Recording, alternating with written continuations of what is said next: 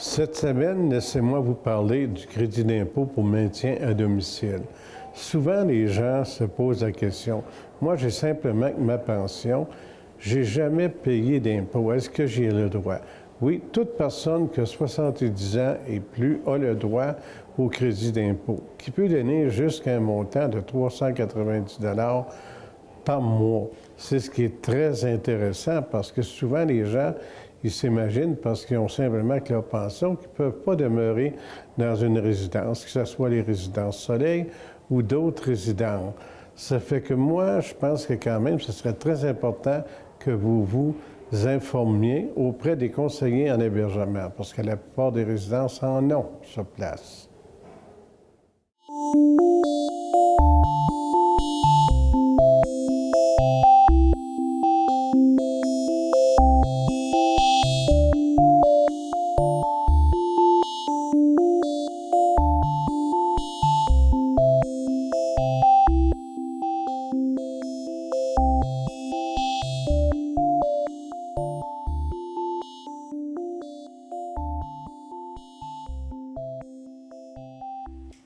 Salut tout le monde. Ici et maintenant, reçoit aujourd'hui Mme Jocelyne Saint-Amour de l'Association du diabète de Laval-Laurentide. Madame Saint-Amour. Oui, bonjour. Cette année, vous allez fêter votre 30e anniversaire, en 2014. En 2014, le 30e anniversaire de l'association. Oui, on a été créé en 1984. Puis 1984 qu'on existe. Et là, si je me souviens bien, là, on parlait de l'Association Diabète Laval. Est-ce que le mot Laurentide était rajouté par après ou... Non, ça a toujours été, mais honnêtement, ça fait depuis, disons, les 2 dernières années qu'on va plus dans les Laurentides. Avant, nos activités étaient plus à Laval, mais on a toujours eu ce territoire-là. Mais là, on peut dire on fait des activités jusqu'à Saint-Jérôme. Ça peut être Sainte-Thérèse, Saint-Eustache, toute la région. Prenez l'expansion. Oui, on augmente nos activités beaucoup depuis quelques années. Là. Depuis 2 ans? Pour les Laurentides, comme on dit, là, plus depuis 2 ans. Nos conférences, les rencontres avec diététistes, des cours de prévention en soins de pied avec les podiatres, des journées de sensibilisation dans les centres d'achat. On a beaucoup d'activités. Là. J'en ai nommé plusieurs. Il y a l'Expo Diabète qui s'en vient. Oui, c'est ça. Je voulais vous parler de ça. C'est votre 15e anniversaire cette année? Oui, ça fait 15 ans que l'Expo Diabète existe. Là, on fête ça le 10 novembre prochain. C'est ça, c'est au Sheraton? Au Sheraton Laval, oui. Au début, ça a commencé à Place des Aînés, les 2 premières années, mais depuis ce temps-là, ça a toujours eu lieu au Sheraton Laval. C'est ça, c'est le 15e anniversaire avec Isabelle Huot, notre présidente d'honneur. C'est Isabelle Huot, votre présidente d'honneur. Oui, puis on a mis un thème cette année, c'est nouveau. On n'avait pas vraiment de thème particulier. Cette année, on a mis le thème une alimentation gagnante. Hein? Ça va bien avec une belle présidente d'honneur comme ça. Ça va très bien avec Mme Huot. C'est ça. Elle est docteur en nutrition, donc on va avoir beaucoup de nouveautés. Des exposants. On a 47 exposants. Ça 47. Aussi, c'est un record parce que l'année passée, on en avait 41. Donc, on a augmenté. Là, la salle est comble, comme on pourrait dire. Puis, il y a presque 10 kiosques qui vont parler d'alimentation. Avec beaucoup de nutritionnistes à chaque kiosque qui vont être là pour répondre aux questions. Et puis, les produits aussi. On va montrer les produits qui sont bons pour les personnes diabétiques. Et puis, il va y avoir des petites dégustations, démonstrations. Ça devrait être très plaisant. Donc, ça vie aux diabétiques? C'est une belle journée, surtout que, là, j'ai parlé d'alimentation. Comme on a dit, on a mis un thème, mais il y a tous les exposants, toutes les compagnies pharmaceutiques sont là. On va parler d'alimentation, de médicaments, d'insulinothérapie, de soins de pied. On a des podiatres, des infirmières en soins de pied, nutritionnistes, on l'a mentionné. Glycémie, des choses sur la glycémie. On va avoir beaucoup d'activités gratuites. Les exposants, certains kiosques, pas tous, mais on a quelques-uns qui vont prendre des glycémies. Pression artérielle, taux de cholestérol, masse musculaire, indice de masse corporelle, l'évaluation de l'état des pieds, Ensuite, je ne veux pas en oublier, là, on va parler de rétinopathie, neuropathie, l'apnée du sommeil, sécurité pour les aînés. Honnêtement, il y a de tout, là. Est-ce que vous allez avoir assez d'une journée pour tout... Bien, c'est à ne pas manquer. C'est sûr que c'est rempli, puis c'est de 10h à 16h. Et puis, c'est une porte ouverte, hein, c'est gratuit, c'est ouvert à tout le monde. Donc, Expo Diabète, c'est au Sheraton Laval. Ça, Oui. c'est où est le Carrefour Laval? Exact. Dans le Carrefour Laval.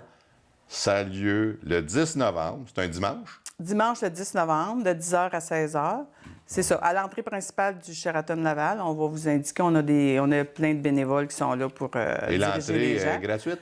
Tout est gratuit. L'entrée est gratuite. Même, je dirais que les gens ont beaucoup de cadeaux cette journée-là. C'est vraiment une belle journée à ne pas manquer. Les exposants sont généreux, puis ils leur font profiter. Ils leur donnent des petits échantillons, puis de différents produits.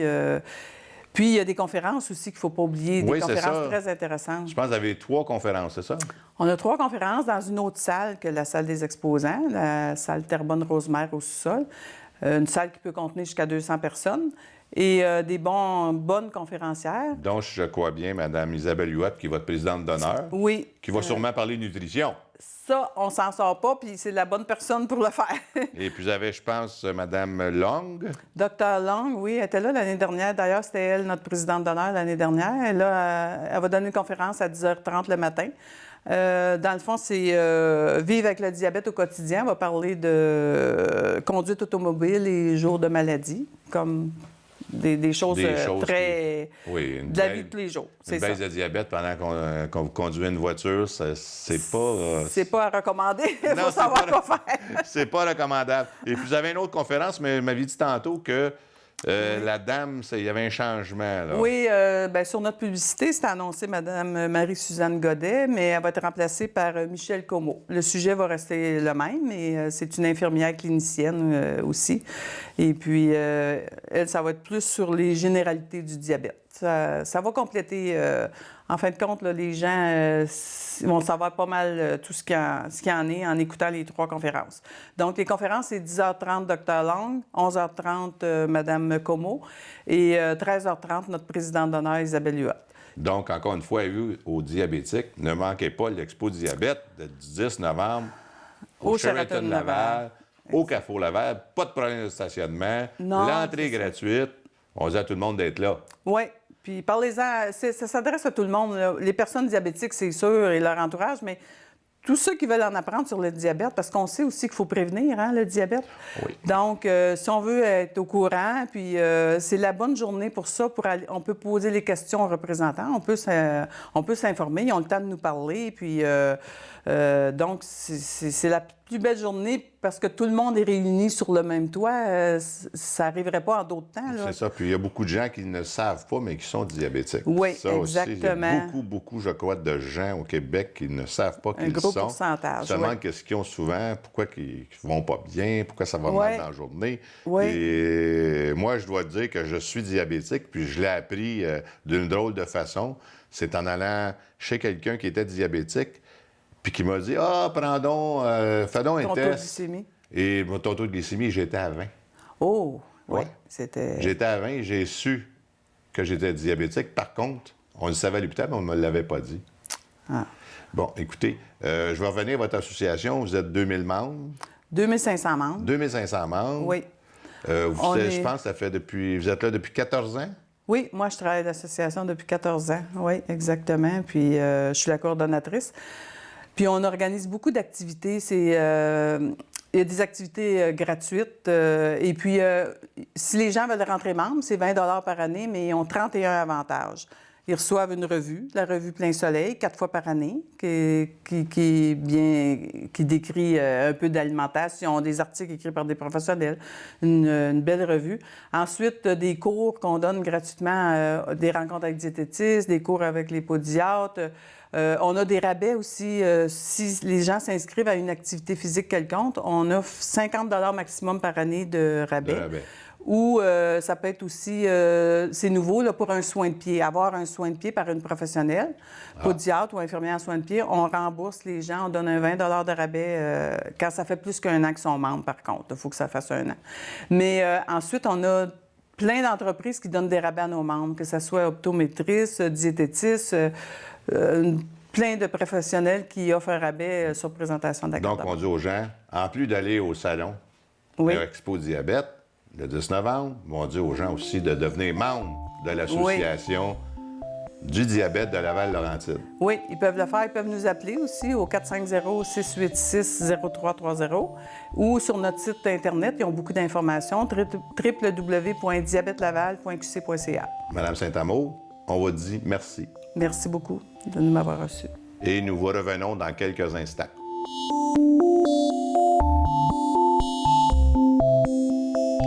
Bonjour, nous recevons maintenant Mme Danielle Rodrigue de la Société Alzheimer de Laval.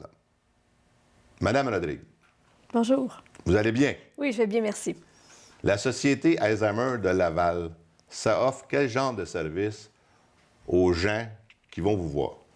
Bien, d'abord, les gens qui viennent nous voir, c'est les gens qui sont touchés par la maladie d'Alzheimer. Donc, c'est des personnes atteintes, c'est des proches aidants, c'est des intervenants. Des gens qui travaillent auprès de cette clientèle-là. Et ils viennent pour différentes raisons. Donc, on offre différents services. On fait du service conseil. Souvent, la porte d'entrée chez nous, souvent, les gens vont téléphoner. Alors, ça va être un service conseil au téléphone. Parfois, ils veulent de l'information parce qu'ils ont un proche qui soupçonne qu'il y a peut-être des symptômes de maladie d'Alzheimer et ils ne savent pas trop quoi faire avec ça. Donc, ils veulent savoir par où aller, quoi faire. Parfois, un proche vient d'avoir un diagnostic et là aussi, ils veulent savoir vers quoi ils s'en vont et qu'est-ce qui va arriver. Donc, c'est souvent cette clientèle-là qui appelle. Ça peut arriver aussi des gens qui ont un proche qui ont un diagnostic depuis longtemps et qui, ont vécu ça au jour le jour assez bien, et puis tout à coup, là, ça va plus, puis là, ils ont besoin de service, ils ont besoin d'aide. Le problème augmente. Oui, alors là, ces gens-là communiquent avec nous. Fait que c'est un peu la clientèle qu'on reçoit. Donc, souvent, c'est ça. Comme je vous dis, on fait de la consultation téléphonique, on fait aussi de la consultation au bureau. Alors, parfois, les gens ne sont pas confortables au téléphone ou ils ont besoin, on sent que ça va prendre un certain temps, donc on offre de venir au bureau nous rencontrer. Si on veut vous rejoindre, la société, à quel téléphone, quel numéro qu'on les rejoint? Le 450-975-0966. Et puis, vous pouvez demander à la réceptionniste, les gens demandent pour parler avec un conseiller. Et puis ensuite, j'imagine que vous avez un site Internet? On a un site Internet au www.alzheimerlaval.org. Et votre adresse, vous êtes situé à Laval? Oui, 2525 boulevard René-Laennec à Laval. 2525? Oui. Boulevard René-Laennec, c'est près de l'hôpital, je crois. On est au nord de l'hôpital de Cité de la Santé. Là, vous avez parlé de service, les gens vous téléphonent, ils décident de se déplacer, d'aller vous voir. Est-ce que vous avez... Puis là, c'est ça. À partir de là, on va voir c'est quoi les besoins puis les services qu'on peut offrir. Parfois, ils ont besoin que d'informations. On va leur donner de l'information. On a un centre de documentation. On peut leur donner de la documentation. Les gens, maintenant, vont beaucoup aussi d'eux-mêmes sur Internet. Donc, il y a des sites qui sont reliés en lien avec notre site à nous. Ils peuvent aller chercher l'information. Donc, on utilise beaucoup moins qu'avant le papier, la lecture papier. Mais on offre, c'est ça. On va donner de l'information. Il y a des gens qui ont besoin de support aussi. La maladie d'Alzheimer, c'est une maladie qui n'est pas facile, autant pour la personne atteinte que pour les gens qui les accompagnent. Alors, les gens ont besoin d'être accompagnés, d'être supportés. Donc, dans la consultation, il va y avoir ça aussi. Une partie de support. Et on donne aussi des ateliers qu'on appelle des ateliers de formation aux proches aidants.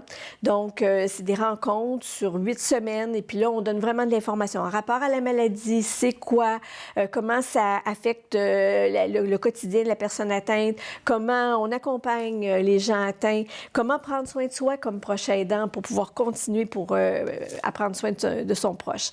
Ça fait partie d'un autre service qu'on offre. Il y a des groupes de soutien soutien aux personnes atteintes en début de maladie. Donc, c'est des rencontres qu'il y a une fois par semaine, hebdomadaire, et les gens se retrouvent par groupe, et c'est des gens qui sont vraiment en début de maladie. Alors, ils vont venir chercher là aussi de l'information, du support, mais il y a une partie aussi sociale. Donc, ils viennent rencontrer des gens, ils se font des nouveaux amis, il y a une partie activité, une partie à ce niveau-là. Ensuite, dans les autres services qu'on offre, on fait de la formation auprès des intervenants. On a des programmes de formation qu'on peut adapter selon la demande. Ça, c'est pour les proches aidants ou c'est pour les intervenants? On avait les ateliers de formation pour les proches aidants dont j'ai parlé tantôt, mais là, il y a de la formation aussi pour les intervenants. Docteurs, infirmières? Oui, les intervenants, les préposés, les infirmières auxiliaires, les gens qui travaillent avec les personnes atteintes. Ensuite, on a des services de répit. J'allais poser la question. Pour les proches aidants. Donc, on a différents services de répit. On a le centre d'animation et de répit. C'est comme un centre de jour qui est ouvert du lundi au vendredi et où on accueille 14 personnes atteintes de maladie d'Alzheimer qui vivent à la maison avec un proche aidant. Donc, il y a une partie, on donne du répit au proche aidant et on stimule et la personne atteinte. Ça a lieu à vos bureaux? Dans nos locaux. Dans vos locaux ou même sur René Lallec. C'est ça, mon tout Dieu, à c'est fait. dur à prononcer, c'est ça. Et donc, c'est un service de répit qu'on offre. Et on a aussi un autre, à même le centre d'animation, on reçoit aussi un groupe de gens plus jeunes. Donc, les activités sont différentes et c'est pour les gens de moins de 65 ans. Qui sont atteints eux aussi. Eux aussi. Donc, souvent, c'est eux, le proche va travailler. Souvent, le proche continue à travailler. C'est des gens qui sont dans la cinquantaine. Alors, le proche s'en va au travail pendant que la personne vient passer du temps. J'ai une petite question. Le pourcentage, est-ce que c'est beaucoup élevé en bas de 60 ans, de 65 ans, les gens atteints de Non, Alzheimer? les gens atteints de maladie d'Alzheimer en bas de 65 ans, c'est à peu près 1 % des gens atteints qui sont en bas de 65 ans. Donc, il n'y en a pas beaucoup. C'est souvent héréditaire. C'est familial. C'est souvent familial dans les gens qui ont moins de 65 ans. Mais c'est des cas... c'est plus rare, quoi. C'est très rare. Oui, c'est ça. Donc, si je reviens sur ce que vous m'avez parlé, je pense que ce qui est très important, c'est que les gens qui se posent des questions vous appellent et peut-être même passent à vos bureaux. Oui. Et vos bureaux sont ouverts de quelle heure à quelle heure? Généralement, c'est de 9h à 5h, mais on peut aussi accommoder les gens en soirée quand c'est nécessaire. Vous avez votre site Internet. On a le site Internet. Les gens peuvent consulter. Oui. Mais souvent, c'est que les gens ont besoin d'autres personnes. On a des contacts. Parce que c'est ça, c'est toujours bien, je pense pour tout le monde, d'avoir quelqu'un mettre un visage. Hein, c'est à qui on parle et tout ça. Donc, contact c'est intéressant. humain. Oui. Puis, il y a peut-être, juste avant de terminer, on a des nouveaux services qui vont commencer. On est en train de tout mettre ça en place. Des services de répit. Il va y avoir un service de répit qu'on appelle ponctuel, atypique, pour les gens qui, en soirée, il y a quelque chose d'occasionnel qui arrive et puis il y a besoin de quelqu'un. Le proche ne peut pas rester tout seul. Bien, à ce moment-là, ils vont pouvoir l'amener. Nous, on a un service d'hébergement et ils pourront amener cette personne-là, téléphoner dernière minute et puis l'amener pour quelques heures avec nous. Service d'hébergement, vous pouvez héberger combien de personnes? On a 10 personnes en hébergement permanent et 2 chambres d'hébergement répit, donc des gens qui vivent à domicile et qui peuvent venir passer des courts séjours chez nous. Et il y aura aussi des services de consultation à domicile et des services de répit-stimulation à domicile aussi qui vont commencer là, dans les prochaines semaines. Ça fait partie des nouveaux services qu'on va offrir. Madame Rodrigue, je vous remercie d'être passée chez nous. Bien, ça me fait plaisir. À la prochaine. Au revoir. Merci. Nous vous présentons maintenant un reportage sur le Salon des saveurs locales organisé par l'AFEAS de Laval qui avait lieu ce vendredi, le 18 octobre.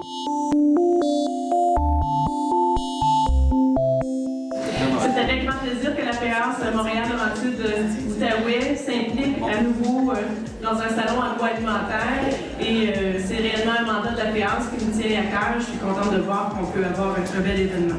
Acheter des produits de chez nous, c'est s'assurer de consommer des produits frais qui n'auront pas laissé une empreinte de carbone considérable due au transport. C'est pourquoi nous avons voulu faire du Salon des saveurs locales une activité familiale avec exposants et conférenciers Donc, vous retrouvez tous les détails dans le dépliant qui vous a été remis à l'entrée. Les membres de la FAIANS de Laval sont heureux d'être associés à la présentation du Salon des saveurs locales du Québécois dans Montcava, dans notre ville. Promouvoir l'achat local, c'est une façon d'encourager concrètement les producteurs de notre région. Alors, autant ceux qui produisent les fruits et les légumes que ceux qui les transportent. Alors, je vous invite à profiter du salon pour connaître des personnes qui œuvrent à la production et à la transformation des aliments que nous trouvons dans notre assiette.